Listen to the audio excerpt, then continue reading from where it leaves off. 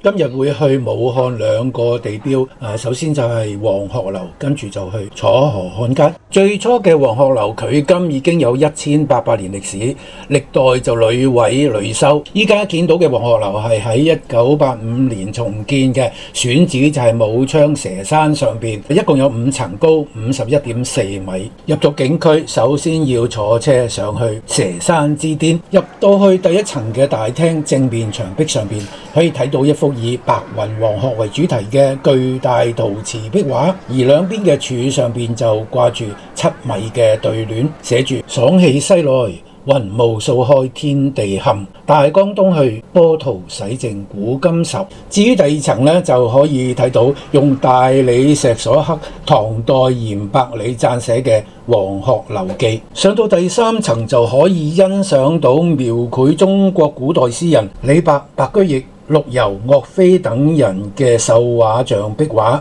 並且摘錄咗佢哋吟詠黃鶴樓嘅名句。黃鶴樓曾經被中國歷代好多著名詩人吟詩頌讚，享有天下絕景嘅盛譽。而其中崔顥嘅黃鶴樓詩更加令到佢名揚天下。而李白黃鶴樓送孟浩然之廣陵其中4句：故人西辭黃鶴樓，煙花3月下揚州。孤帆遠影碧空盡，唯見長江天際流，更加係無人不曉。由於黃鶴樓就處於山頂嘅位置，所以佢嘅景觀係非常之靚，前邊就可以見到長江大橋，武漢市嘅風景亦都盡收眼底。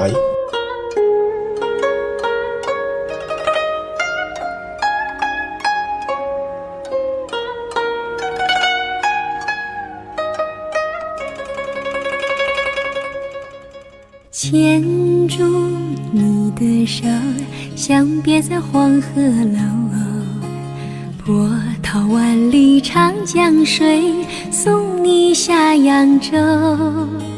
真情參觀完黃鶴樓，我哋就去武漢另外一個地標。24橋明月。武漢嘅楚河係連結東湖同埋沙湖嘅一條2.2公里長嘅河。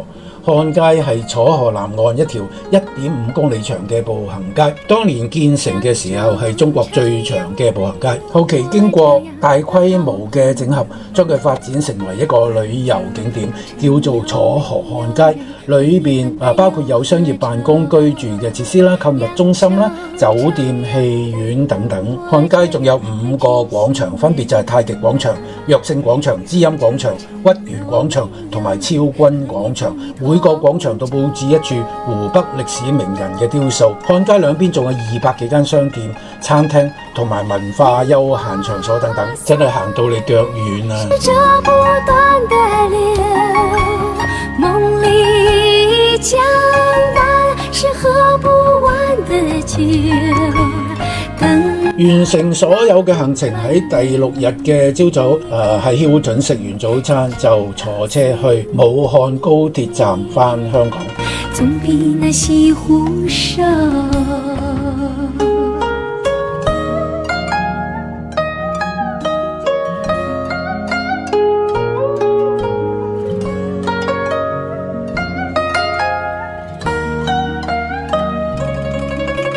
牽住你的手，相別在黃鶴樓，波濤萬里長江水，送你下揚州。真情伴你走，春色為你留。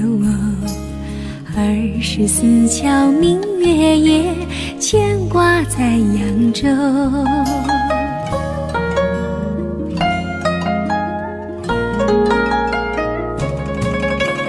揚州城有沒有我這樣的好朋友？揚州城有沒有人為你分擔憂和愁？揚州城有沒有我這樣的知心人啊？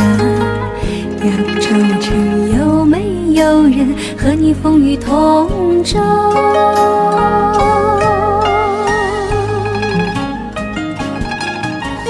煙花3月是这不